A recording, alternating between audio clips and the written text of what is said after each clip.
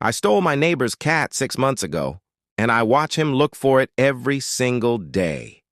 I live in a shitty apartment complex where the walls are basically made of paper, and my neighbor was this guy who probably shouldn't even be allowed to own a houseplant, let alone a living creature. He had this small black cat that he would just leave out on the balcony for hours regardless of the weather. I could hear the poor thing crying through the vents while he was inside blasting music or shouting at his Xbox.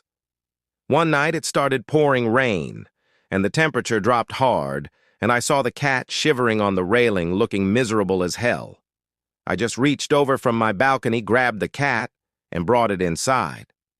I didn't even think about it. I just reacted. The next morning, I heard him shouting in the hallway, asking everyone if they had seen his pet.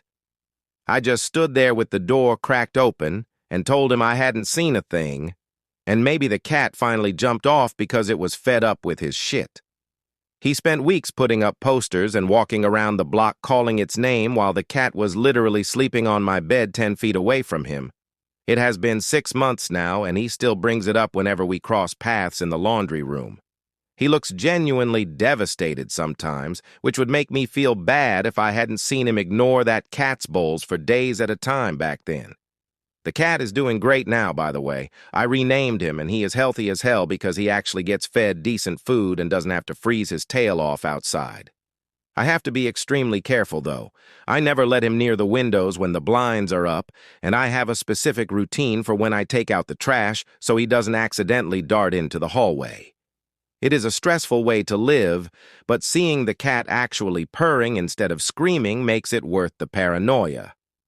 My friends think I just adopted him from a shelter in the next town over, and I am never telling them the truth. Sometimes I see the neighbor at the local bar looking through old photos on his phone, and I just sit there drinking my beer and saying nothing. I know it is technically theft, and I am a liar, but some people just don't deserve the loyalty of an animal.